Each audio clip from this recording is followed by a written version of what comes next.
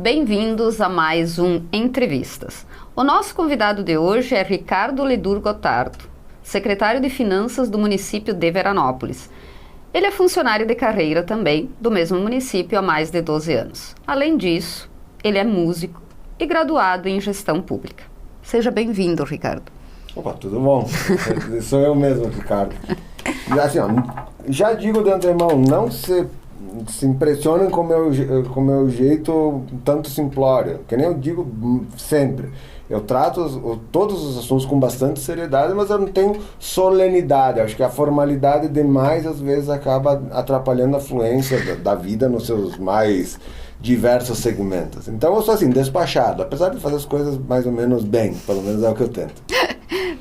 Mas é bom receber um secretário de Finanças, que geralmente nós temos aquela visão de uma pessoa séria, fechada, afinal, lida com o que torna tudo possível nos municípios, né, Ricardo? Olha, sério, tu és o dono do cofre, né?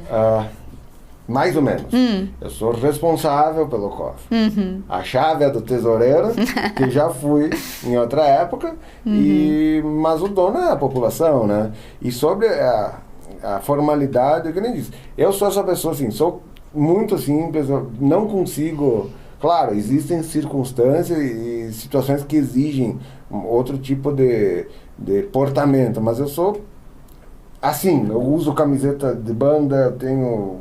Assim, eu sou essa pessoa. Eu esqueci de dizer que ele é roqueiro, graças a Deus. E apesar de que o começo da vida da música foi dentro do segmento de orquestra, tem toda uma associação com essa parte. Nós vamos fazer uma parte, então, antes de entrar na prefeitura? Na prefeitura, isso. Antes de nós entrarmos na porta do prefeito Valdemar. Tu comentaste antes de começar o programa que tu atuas junto com a orquestra de Veranópolis e já atuou junto com a orquestra da Universidade de Caxias do Sul também. É um pouco mais que isso. Eu comecei como trombonista na música, fui trombonista da orquestra de Veranópolis, de Nova Prata, de Campo Bom, de Garibaldi, de Carlos Barbosa, de Caxias e... deixa eu ver se tem mais alguma. E teve um projeto de Farroupilha também que eu toquei. E uma orquestra particular, que foi um especial que nós fizemos com uma big band. Então, sou bastante rodado nesse segmento aí de orquestra. Aí voltando, assim, Não, espera que nós temos que ir de orquestra pro rock daí. Tá, espero que tenha toda uma curva. E, paralelo a isso, eu estudava música bastante. E ciências, sempre adorei ciências. Ingressei no meu primeiro curso superior, lá em 2002, que comecei a estudar física. Que é uma coisa que eu sempre adorei. Tá, eu já tô com um nó, mas tudo bem. Tá. E aí, por algumas intercorrências da vida, eu tive que voltar pra minha casa, sabe? De volta ao lar. O plano de contingência. Coisas que acontecem na vida, eu tive que ficar com a minha família por algumas razões que... Enfim, razões particulares. Sim, voltaste para casa. Bom, voltei para cá, fui trabalhar, que nem todo ser humano normal. Trabalhar em quê? Numa fundição. E a história de como ingressei na fundição também é legal. Mas aí eu conto depois, se interessar. E eu gostava de tocar. E além da orquestra, eu falei, eu quero ter um projeto local. E aí comecei a fazer uma banda de diversão com os amigos meus lá de Veranópolis. Só uma pergunta, a televisão aqui, o Web TV, é regional. Eu estou em Veranópolis, estou em Nova Prata, eu digo lá em Veranópolis, aqui em Veranópolis, aonde que eu estou? Tá? Lá porque nós estamos gravando em Nova Prata. Tá, só para entender, porque essas questões virtuais são um pouco confusas, um pouco abstratas. Estou na nuvem, como diria a ex-presidente. Né? Mas enfim, montei um projeto divertido com o pessoal, se chamou Circo. Ingressei num que já estava ativo. Tá, mas e que tipo de música nessa banda? Era música popular. Nós tocávamos fantasiados, enfim, fazia palhaçadas, as coisas mais constrangedoras assim, possíveis. Não tenho nem como descrever porque, enfim, é aquele passado negro que algumas pessoas têm. E aí disso comecei a estudar contrabaixo e falei, eu quero fazer uma banda de rock, eu e mais outros amigos, para trabalhar a composição. Aí formamos a Lauder, que é uma banda que agora está em mudança, mas que há 2 anos atrás lançou um EP, um Extended Play, que é um pequeno disco, né? Tinha 6 faixas ou 5 mais uma, bônus.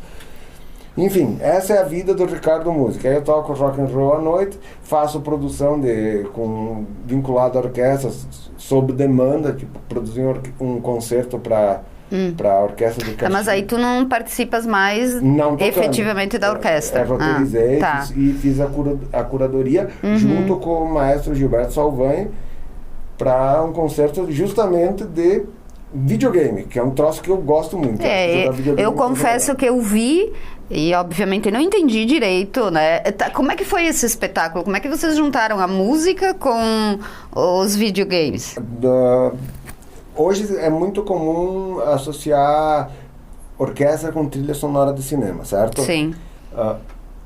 O videogame, ele gera muito mais receita para o mundo do que o cinema, por incrível que pareça. Por isso que às vezes sai o filme, sai o jogo... né? Já está invertendo essa razão. Antes sai o jogo e depois o filme. Os jogos já são, em certa medida, mais importantes. Mesmo que menos pessoas joguem do que assistam televisão, o público é mais fiel. Então tem verdadeiras obras de arte, construções que são de roteiros, que se um filme tem um roteiro de 2 ou 3 horas, um jogo tem roteiros de 60 horas.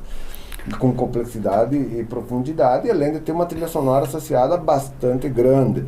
Então, quando tu faz uma curadoria para um concerto desse tipo de trabalho, tu tem que fazer desde uma análise das origens desse gênero, como é que se iniciou, as limitações técnicas da época inicial, o que era possível fazer, até o que se trabalha hoje. E aí, só para fazer um enlace, às vezes a limitação técnica de uma época ou a característica é tão marcante que quando ser replicado isso em outro trabalho futuro que tem um viés de recuperação de um passado histórico, se utiliza essas tecnologias. Exemplo disso é o seriado Stranger Things, que ele é situado nos anos 80 e toda a trilha sonora foi gravada com instrumentos daquela época, para preservar a identidade característica daquela época. E o videogame é a mesma coisa, e os cinemas as mesmas coisas. Tu vai ver filmes de western, você gerou uma linguagem própria para aquele tipo de instrumentação. Normalmente vão ouvir guitarras misturadas com orquestra.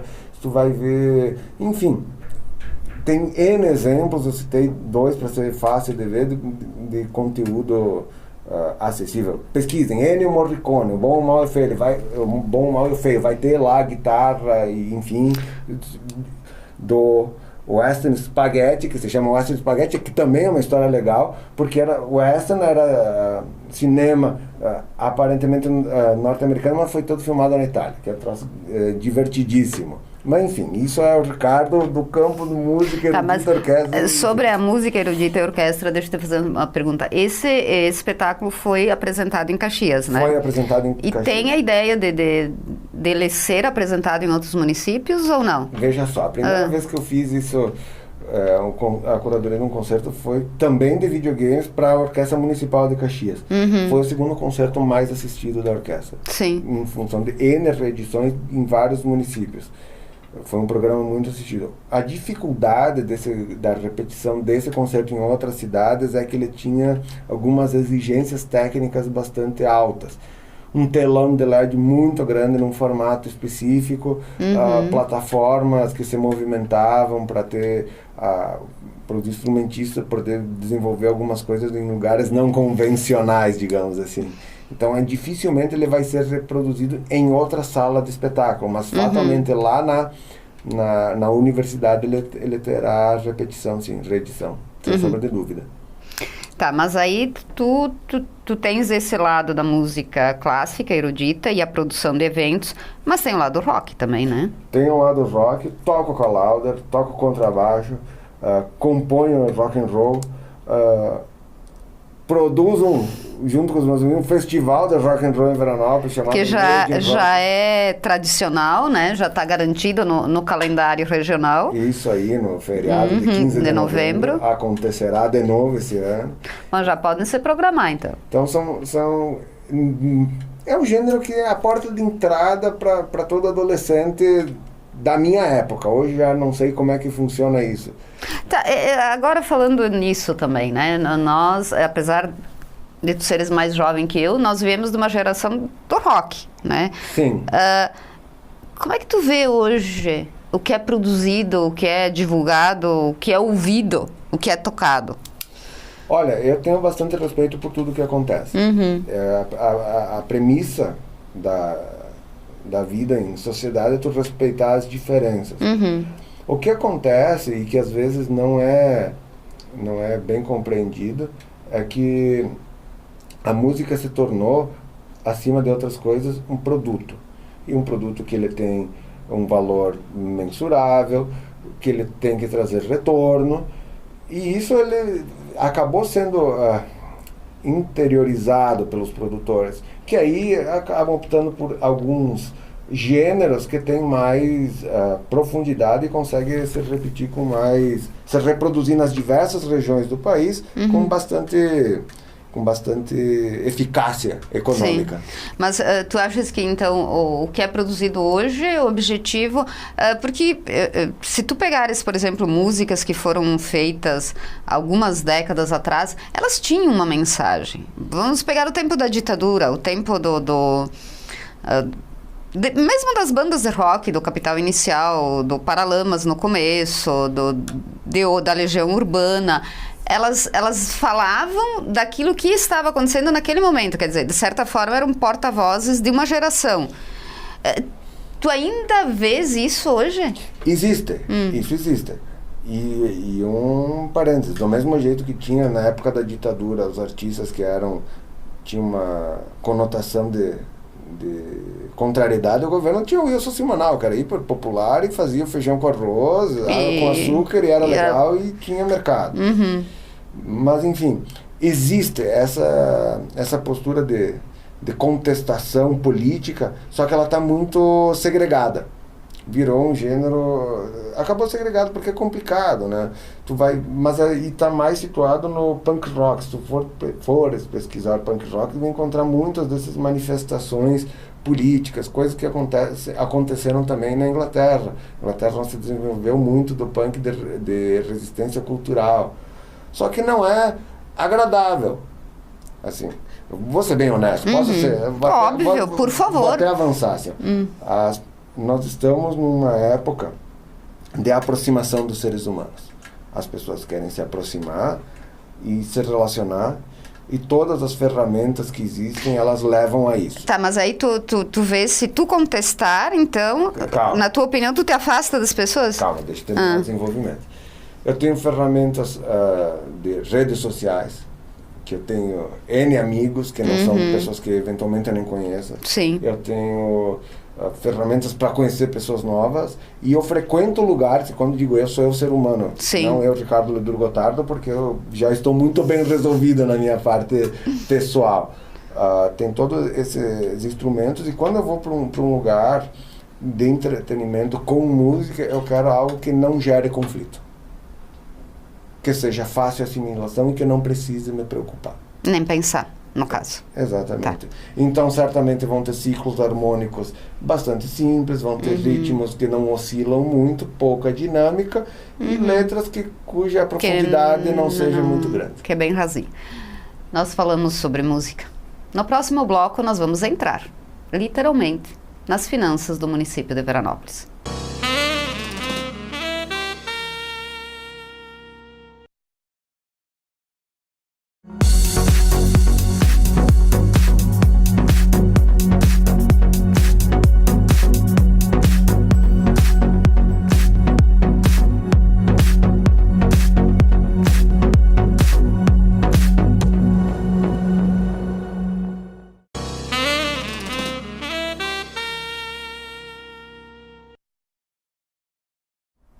Nós já falamos, então, no outro bloco, sobre o nosso convidado como músico. Agora, Nós vamos conversar com ele como secretário de Finanças do município de Veranópolis. Lembrando que em 2018 o município teve um orçamento de 105 milhões, que foi ultrapassado. Para 2019, Veranópolis tem projetado uma receita de 110 milhões, incluindo o Fundo de Previdência dos Servidores Públicos. Ricardo, tem dinheiro para fazer tudo o que é inerente ao poder público e também para investir? Bom, eu sou chato, então tudo é muito, tudo é uma quantidade limitada. E não existe. Todos os governos, todos os orçamentos, eles têm limitações. E eu sempre faço uma divisão, assim, para deixar bem claro. De um lado, eu tenho um plano de governo que é um compromisso político, mas é também um compromisso formal, porque ele é registrado no tribunal, enfim, tem toda uma formalidade relativa ao plano de governo. E do outro lado, eu tenho minhas obrigações. Eu falo da prefeitura dizendo minhas obrigações. Né? Sim. Eu estou há tanto tempo lá que eu me sinto parte do organismo prefeitura, do setor público, mas não me sinto dono nem... tu disseste no começo, né? O dono do cofre é o povo, né? Eu não sou dono da coisa, mas eu sou responsável do problema, sim, digamos assim. Então, eu vou ter alguns deslizes gramaticais nesse sentido, mas a explicação é essa. O que acontece? Eu tenho as demandas de plano de governo e, do outro lado, as obrigações constitucionais, que aí não é só a questão de atendimento dos mínimos, dos 25% da educação e 15% da saúde. É de tu entregar serviços de saúde com pleno acesso, de tu entregar creche para todas as crianças, que agora a educação infantil não é mais creche, de tu ter acesso e qualificação dos professores, de tu ter serviços de manutenção de redes de escoamento pluvial e sanitário. Então, enfim, uma série de coisas, recolhimento de lixo, iluminação Sim, pública. Foi isso que eu quis dizer, o tudo que já está previsto, né? Não um além, mas as pessoas querem um além. Eu vou dar um exemplo de um além que é muito comum desse investimento em área industrial, distrito industrial. É um além, não é uma obrigação, mas é um investimento que inclusive dá retorno no médio prazo, porque as empresas se instalam, geram receita, o município ganha mais, enfim.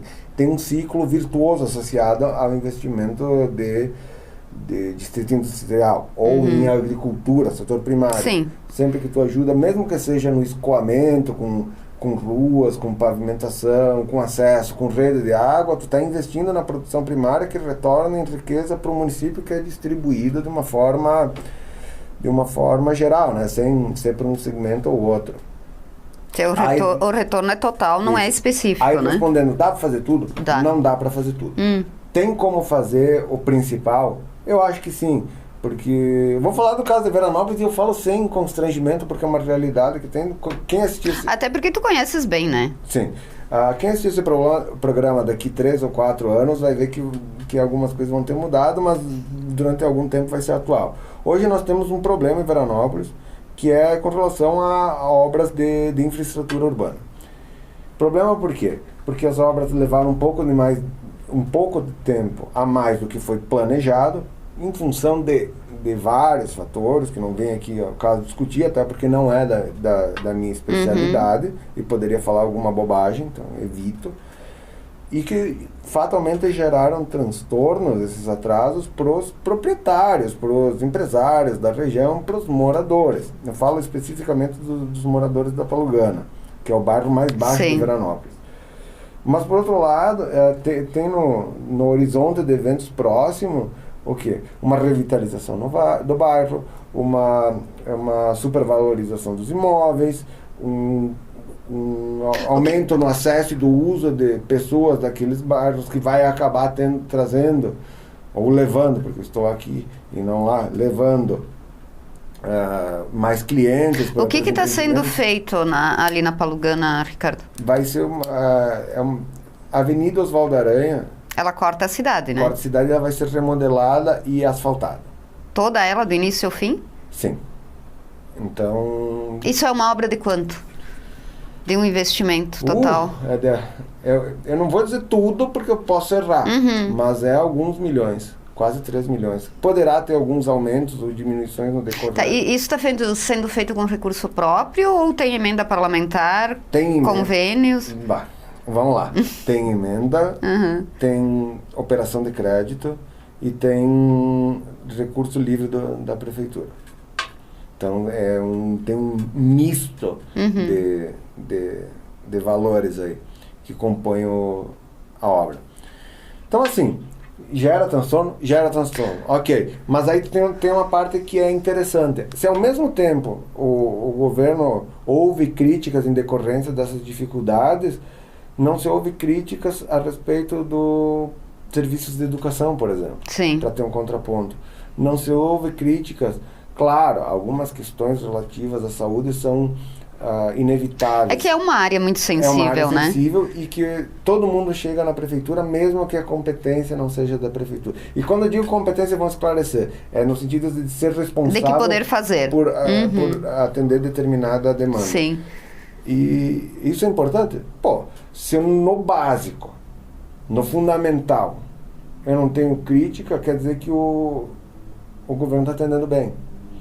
E naquilo que vai melhorar tem crítica, mas você vê uma perspectiva de melhora em decorrência desses problemas, também estamos no caminho certo. Houve dificuldades, mas, enfim, o resultado vai ser visível. Essas dificuldades foram no sentido operacional da obra na avenida. Assim, ó. Quando tu vai trabalhar no subsolo, tu pode encontrar tudo. Sim, tu não tem como prever o que tem lá embaixo, Sim. né? Então, enfim, o município poderia ter agido diferente? Poderia. Esse agir diferente garante um resultado muito melhor? Não. Então tem que pesar tudo isso. Enfim, é um assunto delicado, que não é da minha área. Não é minha especialidade, mas entendemos que sim, lá na frente vai ter um resultado interessante. Tá, voltando pro nosso orçamento, então. Para os milhões. Essa é a maior obra, a revitalização da avenida é a maior obra que o município pretende fazer nessa administração do Valdemar de Carli, lembrando que é a terceira vez que ele é prefeito de Veranópolis. Pois é. Maior é uma expressão delicada, talvez seja a mais cara de recurso livre, mas tem construção de escola que vai girar o mesmo valor, aproximadamente, e é tão grande quanto. Só mais discreto do que tu cruzar o centro da cidade fazendo asfalto. Até porque a escola tu vai trabalhar naquele lugar específico, exato, né? Tu não vai mexer com... Tem um plano com o dia a dia das pessoas. Desenvolvimento educacional, que não é obra física, e sim é de tecnologia, que também vai ser um investimento muito próximo disso. Então, obra de infraestrutura que aparece e gera transtorno, sim. A princípio, se não vierem outras. Que já é uma boa perspectiva, sim, né? E, enfim, tem tantos outros projetos correndo paralelamente, tanto de pavimentação, que é o mais comum de se discutir, quanto desenvolver um distrito industrial, que eu falei lá dentro, agora há pouco, foi previsto, vai estar... já estamos na fase de licenciamento, precisa... Onde é que vai ser esse novo distrito, Ricardo? Provavelmente ele vai ser na margem da RST. RST, não, meu Deus, que vergonha, que velho. Na BR-470. Em decorrência de um convênio com o Estado, que tem algumas áreas lá e só estamos já tem um instrumento que nos autoriza a fazer o trabalho temporariamente, agora queremos uma garantia de longo prazo para poder fazer um investimento maciço e botar em funcionamento esse distrito. A crise econômica de 2015, 2016, Ricardo, obrigou, de certa forma, os municípios a se prepararem para aquilo que ninguém sabia o que iria acontecer, porque não era só uma crise econômica, também era uma crise política. Aliás, a crise econômica também não nos livramos dela ainda, né? Como é que Veranópolis sentiu isso? Houve redução no retorno de ICMS? Houve menos tributos municipais? Menos entradas arrecadação dos tributos? Tá, vamos lá. Estou secretário há 6 anos. Todos os anos nós batemos a meta de arrecadação de tributos. Quer dizer, Veranópolis não sentiu isso efetivamente. Dos tributos municipais. Sempre acima da inflação, sempre acima de todos os índices. Porque pouco a pouco estamos implantando métodos de fiscalização que envolvem mais inteligência. Sim. Que não valem a pena entrar no detalhamento, mas, enfim, do uso de um ferramental tecnológico que convene com as outras receitas que acabam nos autorizando a fazer cruzamentos de dados bastante interessantes. E além de uma política de fiscalização ostensiva com inteligência, por isso, com inteligência. Às vezes tu vai ter o fiscal trabalhando em gabinete, mas dá resultado. Sim. A forma de medir a eficácia é o resultado. Pelo menos essa é a minha política. O resultado ele é soberano na hora de decidir. Então, entendo o resultado, quer dizer que as coisas estão indo minimamente bem. Fazem parte da fonte de rendas do município o IPTU, 50% do IPVA, retorno do ICMS e o Fundo de Participação dos Municípios. Ricardo, Veranópolis, diversificado? Sim, tem mais o ISSQN. Citei alguns para deixar o resto para ti. A lista é muito grande, tem mais uma infinidade de repasses específicos de saúde e educação, mas vamos lá. O Veranópolis tem uma vantagem, e aí vantagem em partes, eu vou fazer a comparação com Nova Prata para ficar mais fácil de entender para o espectador. A Nova Prata tem um grande grupo industrial que comanda as atividades em termos de volume e um produto específico, ou uma série de produtos específicos. Já a Veranópolis tem uma matriz econômica, produtiva bastante diversificada. E o carro-chefe disso hoje, para explicar, é energia. Você produz biodiesel, você produz energia nas PCHs que temos na cidade. Que são 2, né? São 2. Então você movimenta muito recurso nessas PCHs. Claro, tu vai pegar a PCH, ela vai ter uma renda gerada muito grande, e se for comparar essa razão com o número de funcionários, uma empresa do setor de metal mecânico, ela vai dar mais retorno indireto. Tu tem mais renda e tu tem mais geração de renda e menos geração de emprego. Isso. Já o metal mecânico emprega e remunera bem, mesmo que eventualmente dê um retorno um pouco menor. Sim. Tem também um certo grupo moveleiro, assim, na cidade. Tem uma matriz diversificada. E isso acaba facilitando o enfrentamento de crises. Porque uma hora um tá bom, aí o outro tá bom, aí um piora, o outro sobe, e tem sempre a diversificação faz bem, né? Ela dá estabilidade. Ela te tira os picos, mas você dá estabilidade, e no planejamento longo prazo, estabilidade é bom. Então, é isso que dá para falar das receitas. E sim, teve uma queda, porque o ICMS é a repartição do bolo estadual imediato, baseado nas receitas, na valor adicionado anterior gerado pelas empresas da cidade, mais o fator do PIT, que é o Programa de Integração Tributária, mais a área do município, a população, o inverso da renda per capita pela população. Enfim, são algumas regras que tem, que dão essa distribuição, e o Estado arrecadou menos. Ano passado ele teve problemas de arrecadação de ICMS, teve a greve dos caminhoneiros, que legítima, por sinal, mas que deu um baque na arrecadação, e depois se recuperou. A nossa frustração de ICMS foi muito pouco, muito menor do que o que nós ganhamos, aumentamos a arrecadação de tributos municipais, por exemplo.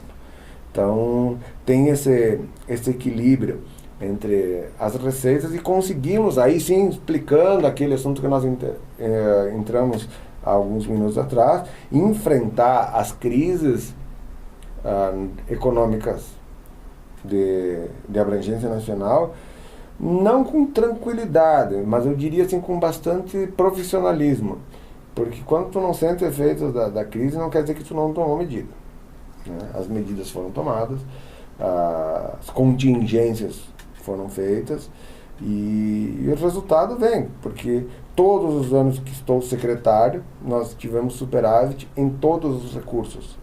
Todos. Não só, tu pega no bolo, deu superávit. Não, todos os recursos tiveram superávit. A exceção, é claro, daqueles convênios que vêm o recurso no prazo, que aí, naturalmente vai ter uma frustração, porque o repasse é posterior. Sim.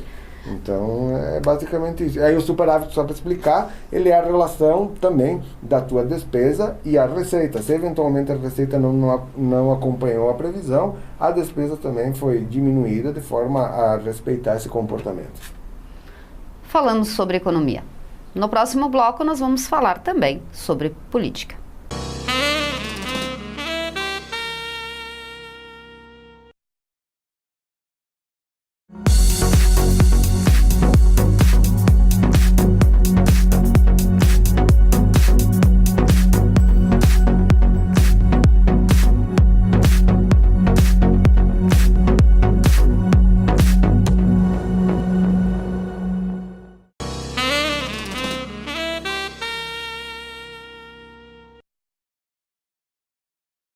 Nós falamos sobre música, sobre administração pública e agora nós vamos falar sobre política.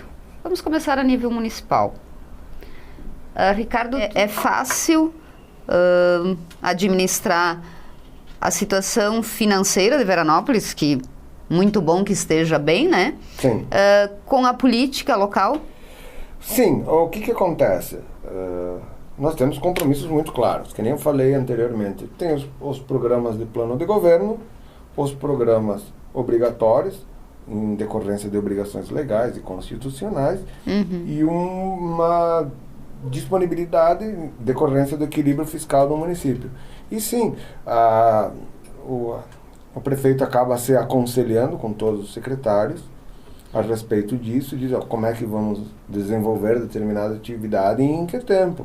E nós vamos alocando recurso para atender as demandas dos dois grandes grupos, que digo, tanto a parte obrigatória quanto a parte de plano de governo. É muito difícil, assim, ter alguma discussão a respeito de um plano que seja polêmico no sentido de necessidade social. Sim. Necessidade comunitária.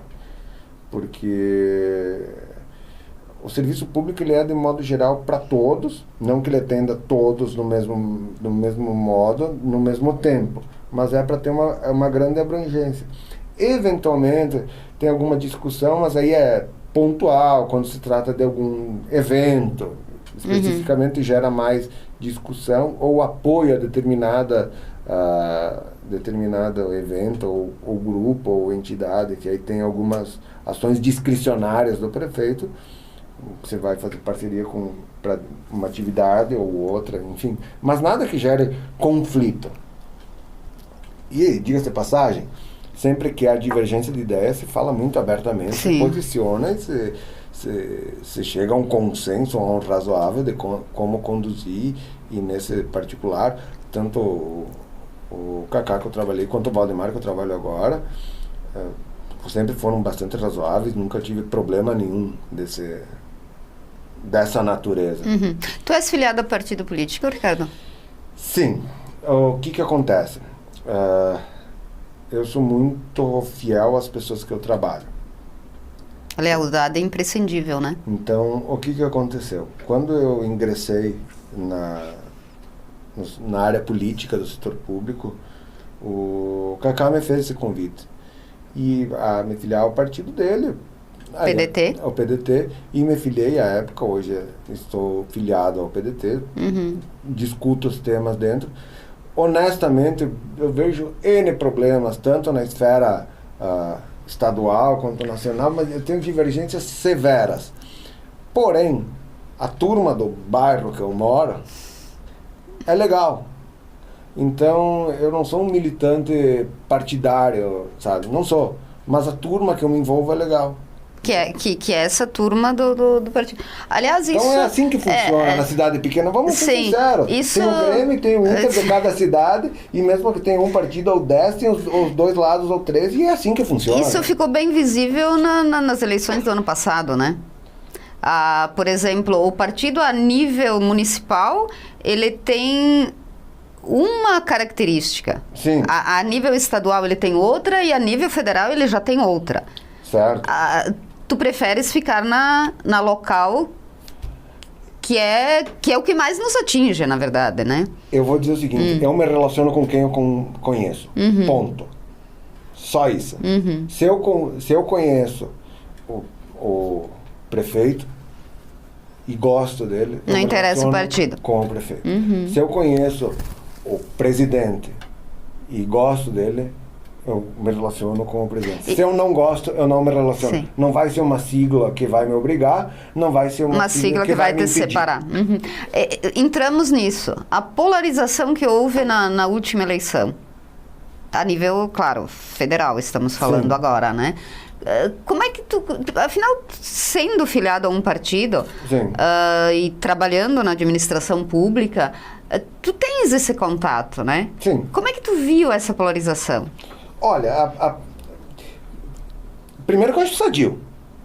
Vamos combinar, né? Polarização é um negócio, é melhor. A alternativa à polarização é tu ter um lado só. Sim. A ditadura é pior. Então a polarização é sadia. Vamos começar. Quando ela não é fanática, né? O problema é fanatismo. As pessoas falam de esquerda, falam de direita, radical, tu é de esquerda ou tu é de direita? Tu é liberal ou tu é conservador, sabe? E é sempre no extremo. Sim. E aí agora eu vou fazer um negócio que... Poxa, em que planeta que eu tô? Eu fui criado, criança e adolescente, os meus pais, os meus professores, as pessoas mais... Todo mundo sempre se tinha um conselho para me dar: seja prudente, seja equilibrado. E aí agora eu tenho que dizer, não, eu sou de um lado ou de outro. Pô, e se eu digo, não, tem coisas de boas nos dois lados, mas tu tá em cima do muro, é pecado ser equilibrado? Sim. É pecado ser razoável, ponderar e tu ter simpatia com e ver defeitos nessa que tu tem simpatia e tu tem antipatia com o outro e ver virtudes naquilo que tu tem Esse antipatia. é o maior problema que eu vi na outra campanha. Nós trouxemos aqui no Entrevistas uma pessoa defendendo a candidatura do Bolsonaro e outra pessoa defendendo a candidatura do Haddad. E isso é uma coisa que assim, poxa vida, eu vou pegar meu próprio exemplo. Como eu disse, vamos falar do jeito. Eu não votei em nenhum dos dois, né? No primeiro turno, né? Mas eu via que cada lado tinha suas razões. Mas o problema é que, assim, tu não podia expressar a tua opinião elogiando algum ponto ou criticando outro ponto, que automaticamente tu era colocado de um lado ou do outro. Tu passa a ideia que tu comprou o pacote completo. Exatamente. Isso não... Aliás, isso não deveria existir nem a nível municipal, né? Mas é assim. Por algum motivo que eu não sei explicar, as pessoas gostam de ter antagonismo. Não sei se... O Rio Grande do Sul, ele é profícuo nisso. É o Grenal da vida, assim, tudo... Afinal, não reelegemos um governador até hoje, né? Sim. Embora tenha tido continuidade de projetos, mesmo que de forma não assumida, digamos assim, que é muito legal. Mas, como eu disse, às vezes me acusam de ficar em cima do muro a respeito dessa discussão. E eu acho prudente eu estar numa posição que eu consigo enxergar os dois lados. Tá errado tu não ter votado em alguém, por exemplo, e ao mesmo tempo concordar que aquilo que ele está fazendo é bom e vice-versa. Tu ter votado em alguém e criticar aquilo, alguma legítimo. Coisa. Pois é nesse ponto. A crítica, ela é saudável. O ruim é tu criticar por criticar. É tu simplesmente negar o lado bom. Eu nego o lado bom. Ou nego a necessidade de determinada conduta porque é errada ou a pessoa não tem legitimidade para levantar determinada bandeira. Então, isso aí, eu acho que nossa democracia tem ainda a amadurecer com relação a esse tema. Analisando de forma realista, Ricardo, sem os extremos do otimismo nem do pessimismo, o que tu espera dos dois governos? Quais governos? O estadual e o federal. Bom, eu espero que cheguem ao fim sem maiores percalços. Né? Não, assim, o que vai acontecer? O Rio Grande do Sul é um estado falido. Ponto. Não se discute. Então, vai exigir que o governador tenha a habilidade de passar por essas crises crise e vai ser cobrado de algumas posturas que teve na campanha. Fatalmente ele não vai conseguir cumprir todas no tempo que se propôs. Isso vai gerar uma instabilidade interna e torço como cidadão, como morador do Rio Grande do Sul, que essa instabilidade seja superada o mais rápido possível. Porque eu não aceito, quer dizer, eu aceito porque é democrático, mas eu não acho produtivo tu radicalizar o debate em função do benefício de um segmento ou uma classe, ou alguns segmentos, algumas classes, para tirar a legitimidade de alguém que vai fazer um trabalho bom, seja ele quem for. Então, independente de eu ter apoiado ou não determinado governador, de eu ter votado ou não determinado presidente, espero que funcione. Tenho algumas ressalvas com relação ao Rio Grande do Sul, porque ele é um problema que não tem solução. A verdade é essa. Esse Estado, do jeito que está, não tem solução. O Estado tem que mudar. Não é só tu adotar um procedimento. O Estado, o conceito, deve mudar. E aí agora tem que ver se tanto o Executivo quanto o Legislativo tem interesse com o apoio do Judiciário, né? E condições de mudar esse Estado. Então, essa é a dificuldade. E com relação ao governo federal, aí é mais complicado. Porque o país está em crise, ele não está quebrado. Se tu está quebrado, que nem o Rio Grande do Sul, tu tem mais facilidade de propor uma medida muito dura. Sabe? Se eu tenho um tumor no pé, eu corto a perna. Uhum. É assim, se o problema é menos grave, tu quer cortar a perna? Aí tu fica em dúvida. Ou tu quer ficar manco para sempre? Entendeu? E essa é a circunstância que nós estamos. Estamos em via de uma possível reforma de previdência, ou tentativa, que vai mudar o direito das pessoas, que vai mudar a forma de ver a aposentadoria das pessoas. E esse tema tem que ser discutido de algum jeito, porque a Previdência como um todo, os serviços da União, eles são precários, sabe? Vou dar um exemplo.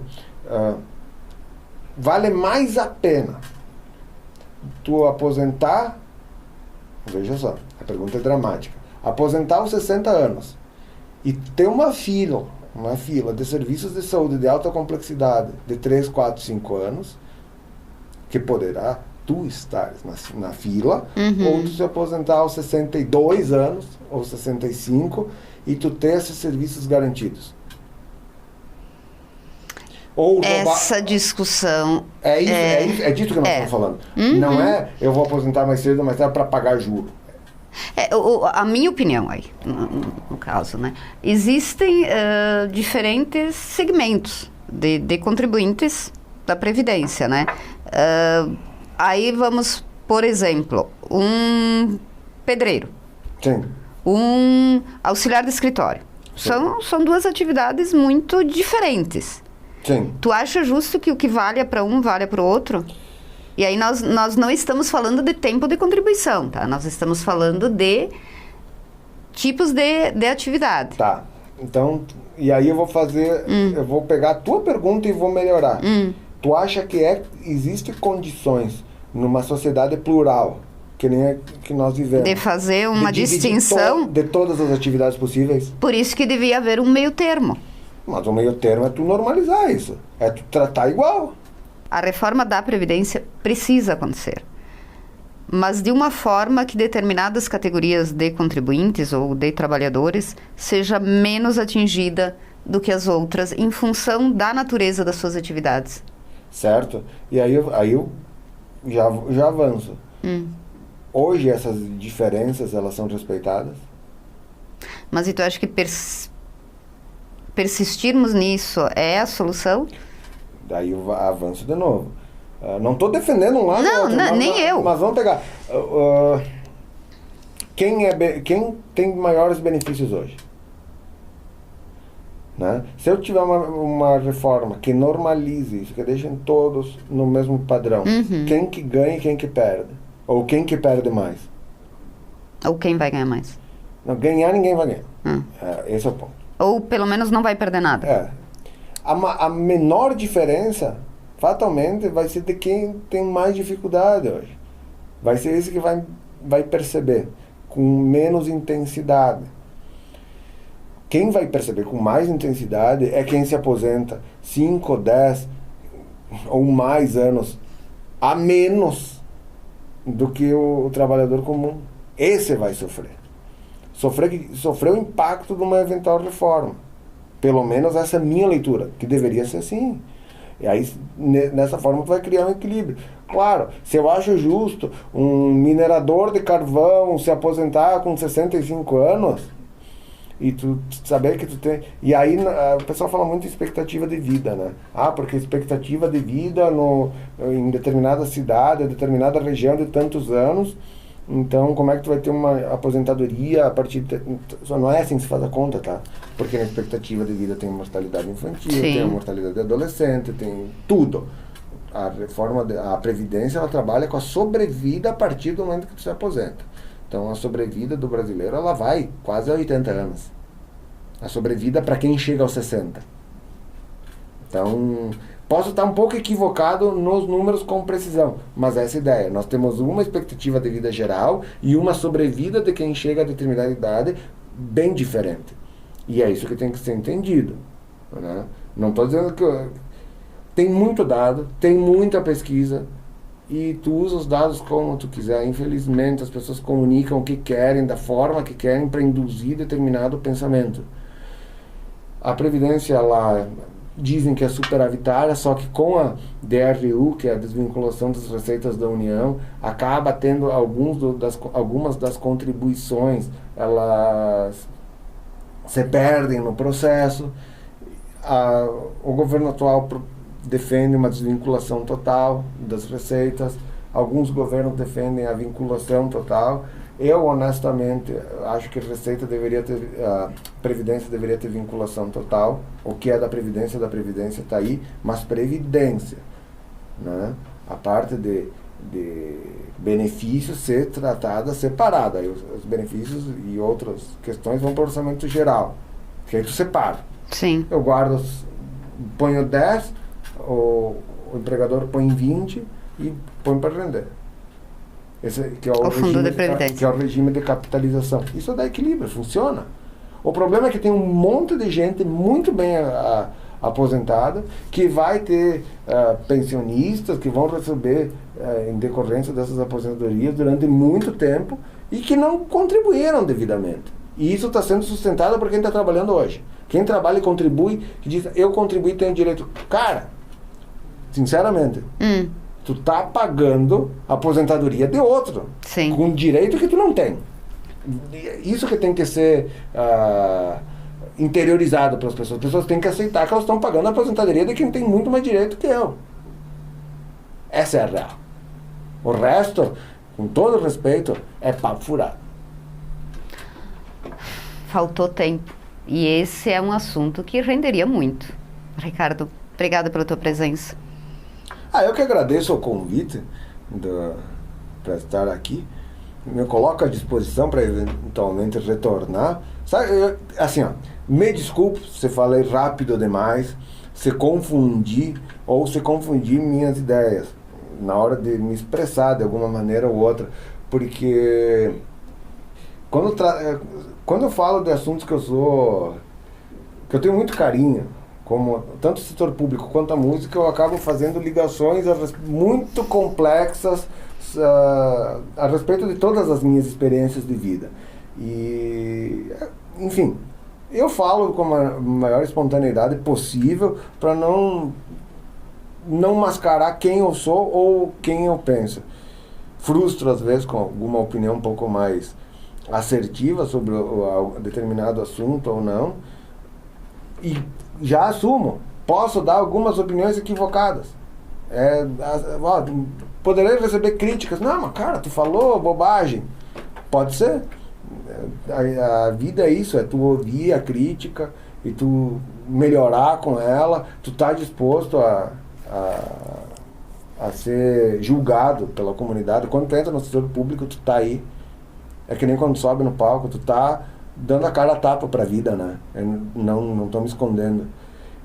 E toda essa experiência aí leva a retomar aquilo que eu falei antes, quando eu discutia sobre posicionamento. Eu não acho constrangedor se posicionar, mesmo que esse posicionamento signifique ficar em cima do muro. Em cima do muro para o senso comum, mas ficar numa posição de equilíbrio e prudência. Porque o radicalismo, apesar de trazer algumas conquistas, e o radicalismo traz, a guerra traz benefícios e prejuízos, né? Dependendo do lado que tu tá, mas o radicalismo ele não traz felicidade. E um dos objetivos de vida é, bom, o cara ser uma boa pessoa e viver bem. Então, radicalismo não é compatível com o que eu acho certo para minha vida. E são pessoas autênticas como o Ricardo, que valem a pena. Até a próxima.